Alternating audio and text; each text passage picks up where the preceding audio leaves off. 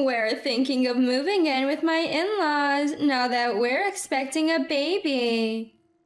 My mom is still pretty young. She'd probably be happy to help with the housework and take care of her grandchild, right? My son and his wife seemed genuinely convinced they were doing a good thing, telling me this with big smiles on their faces. My husband chimed in, making it even harder for me to find the words. Bob and Karen really care about you, Mary. This is a great idea. Let's all live together. This was not a great idea for me. I was frustrated with both my son and his wife, and my husband, for not understanding this. My name is Mary. I currently live with my husband, just the two of us. Our son Bob married a woman named Karen last year. Karen is a modern young woman with a cute smile, but as a mother-in-law, there are things that concern me. She doesn't help with cooking or cleaning when she visits. She just watches TV and laughs with my husband and Bob. I always helped out when I visited my in-laws, but maybe daughters-in-law these days don't do that. Even if Karen offered to help, I'd probably decline because I have my own way of doing things. I felt a gap in our values. Maybe this is how mother-in-law and daughter-in-law conflicts start. I've never expected much from others, so I just thought about it as if it were someone else's problem. I'm a career woman, still working as an office employee.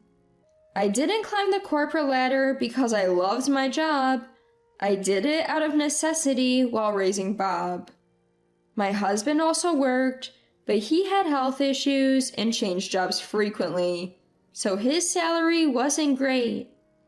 I had to work hard because Bob wanted to attend private high school and college. That doesn't mean my husband helped with housework. In the past, it was expected that women would do the housework. I always thought it would be quicker if I just did it myself, rather than teaching my husband. Perhaps that was my mistake. Bob, who grew up watching his father, turned out to be a man who doesn't do any housework. When I expressed concern to Karen, she said, "Don't worry, I'm re-educating him." Maybe my parenting wasn't successful. I was busy with work and had to rely on my late mother for most of Bob's care. But hearing my daughter say she's re-educating my son was a blow. I had my issues with Karen, my husband, and even Bob, but family are still strangers to each other in some ways. As long as we're not causing each other trouble, I thought, let everyone live their lives. Then one day, Bob and Karen came to me with an unexpected proposal. We're actually expecting a baby. Bob and Karen came over for their usual visit and told us they had important news. Karen rubbed her belly and smiled shyly. This would be the first grandchild for both me and my husband. We couldn't help but smile and congratulate Bob and Karen. My husband even jumped the gun, asking, "Is it a boy or a girl?" Bob laughed. "Slow down, we don't know yet." Both Bob and Karen are working. I've heard it's hard to get into childcare centers these days. When I asked Karen what she plans to do about work after the baby is born, she smiled and said, "I love my job, so I plan to continue." Karen works for an apparel company and has been at the same job since she graduated from vocational school. Raising a child won't be a financial burden for them. When I told her, juggling work and parenting will be tough, but I'll help where I can, Karen shyly responded, "That's why we're thinking of moving in with you and Dad." A small "what?" slipped out of my mouth, but fortunately, it seemed no one heard. Bob, visibly excited, leaned in and said, "Mom, you're still young. You'd be happy to help with housework and take care of your grandchild, right?" Both Bob and Karen seemed to genuinely believe they were making a good offer, but I was at a loss for words. It sounded like they were asking me to become their housekeeper. Sure, the grandchild will probably be adorable, but to move in and take care of the child? While I was struggling to find the words, my husband enthusiastically chimed in. Bob and Karen really care about you, Mary. It's a great idea. Let's all live together, right, Mary? I mumbled, well, this was not a good idea for me. I was frustrated with both my son and his wife and my husband for not understanding this. Wondering if I was just overthinking, I decided to clarify with Bob and Karen. You're asking me to do housework and take care of the grandchild, right? I'm still working and already have my hands full with housework. Don't worry, Mary, you're so efficient. I really admire you, Karen assured me. Yeah, Mom, you can handle anything. You raised me, so you can definitely take care of a grandchild, Bob added. By taking care of the grandchild, are you talking about dropping them off and picking them up from daycare? If that's all, maybe I could manage. No, Mary, there's a shortage of daycare spots. We probably won't get one. That's why we're suggesting we all live together, Karen explained. So you're saying I should work, do housework, and also take care of the child? I couldn't help but let out a cold voice. Bob sensed my mood and hastily said, Mom, maybe it's time for you to quit your job. It'll be easier on you. He's underestimating what it takes to raise a child. I struggled enough raising just Bob. I don't want to be burdened with housework and childcare at this age. And being told to quit my job didn't sit well with me. Like Karen, I take pride in my job. I've been fortunate to advance in my career and have subordinates I want to mentor. I plan to work diligently until I retire, so I'm going to have to decline your offer. When I firmly stated my position, my husband said, Come on, Mary. Are you trying to make life difficult for Karen? I never thought you'd do something like that. What? Difficult for Karen? How is this making life difficult for her? It is difficult, came a voice from an unexpected direction. I turned to see Karen, tears brimming in her eyes. It's terrible that you won't help me when I'm asking you so earnestly. I thought you'd be happy to take care of your grandchild. Bob chimed in. Mom, that's really harsh. You shouldn't say things like that just because you don't like Karen. I was frustrated by the atmosphere, which had suddenly turned against me. But what annoyed me most was my husband. He was the one who had created this tension in the first place.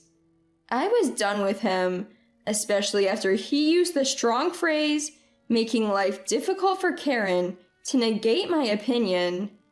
Fine then, John, why don't you move in with Bob and Karen? I absolutely don't want to, so I'll leave this house. What are you talking about, Mary? Ignoring my husband's confused voice, I headed straight to my room. What's going on? I heard Bob's frantic voice as I gathered my valuables and put them in a large bag. Fortunately, I'm a minimalist at heart and only own the bare essentials. Once I finished packing, I hurried to the front door where Karen was sobbing. Why does it have to come to this, Mary? Can't you help us with our lives? Don't you care about Bob and your future grandchild? I do care about my son and future grandchild. But Karen, I have a future too. I'm only in my 50s. I have a lot of good times ahead of me. I've raised Bob to this point, and now I finally get to enjoy my freedom. Please don't interfere with that. I'd rather not see my grandchild if it means giving up my freedom. Stunned by my words, Bob and Karen stood next to my husband, who was shouting, Where do you think you're going, Mary? The most surprising thing about this whole situation is your attitude, John. Why would you use such a strong phrase like making life difficult for Karen when they're trying to dump housework and childcare on me? It is making life difficult. Karen wants to continue working. You could help out. If you feel that way, why don't you help out, John? You're not working, but I am. That's right. My husband is currently unemployed. He's the same age as me, too young to retire, but he suddenly quit his job because he found it unfulfilling. I've been with him for decades, so I just sighed and thought, here we go again. But I can't live with this man anymore. Why couldn't he step up and say he'd take care of the housework and the grandchild? That's what truly disgusted me. I'm a man. I can't do housework or childcare. Bob is a man, but he can't do housework or childcare either, right? Isn't Karen re-educating him? When I turned to Bob, who was standing there dumbfounded, he said, Well, I intend to do what I can. It seems Karen's re-education was working. I gave Karen a final apology. I'm sorry my son has been such a burden to you, and then faced my husband. After hearing all this, I've thought about my future. If I'm going to be stuck doing housework and taking care of a grandchild while John lounges around at home, then I'm not interested. I've decided to separate from John. I said to my stunned husband, thank you for everything, and turned back to Bob and Karen. I don't know if you'll live with Dad, but don't count on him for anything. Maybe if Karen re-educates him, he'll be somewhat useful. Goodbye. Have a healthy baby. I left the house without any emotion. My husband followed me for a while, but seemed to give up when he saw I wasn't stopping. I headed to my sister Lisa's place, where she lives alone and single. Lisa is a successful writer and lives in a pretty big house all by herself. When I explained the situation to her, she was thrilled to have me. Welcome, sis, to this single life, she joked as she greeted me. Living with Lisa was the epitome of freedom. We cooked whatever we wanted, went out only when both of us felt like it, and it was no big deal if one of us didn't want to go. Our finances were separate, so as long as we contributed a set amount to the household, the rest was ours to spend freely. Feeling at home in this new lifestyle, I sent my husband divorce papers and even hired a lawyer. The divorce went through. Lisa and I threw a party to celebrate, indulging in snacks and chocolates we usually wouldn't eat. It felt like a return to our younger days. As I had expected, my husband Bob and Karen gave up on living together. It was Karen who wanted out, saying there was no benefit in living with a man who couldn't handle housework or child care. Bob sided with Karen, and my husband was left to live alone. A year later, Bob called, almost begging me to take care of their child. As Karen had anticipated, their child wouldn't get into a child care center and ended up on a waiting list. I was tempted by the desperation in my son's voice, but I have my own life to live and declined. Bob said, Mom, that's harsh. But Karen's parents live not too far away. When I suggested they ask them for help, Bob seemed uncomfortable. Bob doesn't like Karen's parents even before they married. He's always found Karen's parents difficult, as they spoil her rotten. But the time for me to sacrifice my life to help my son is long past. I've prioritized my kids enough. Now it's time to live for me. After telling Bob to figure things out for himself, I haven't heard from him. It felt lonely, but I was content with my newfound freedom. Years later, I retired and was able to pass the baton to a subordinate I had wanted to mentor. As I left my workplace, surrounded by people and receiving a beautiful bouquet of flowers, I felt fulfilled. Now, what to do with the blank canvas of my future?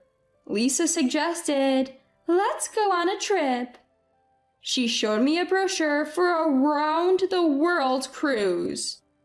With my retirement fund and savings, and Lisa being a successful writer, we could both afford it. I never thought I'd consider going on a cruise, but as I looked at the brochure with Lisa, I felt excited about the future. I'm so glad I didn't sacrifice my freedom for the sake of my son's needs. My life is just beginning. I've decided to paint the rest of my life with only joyful colors.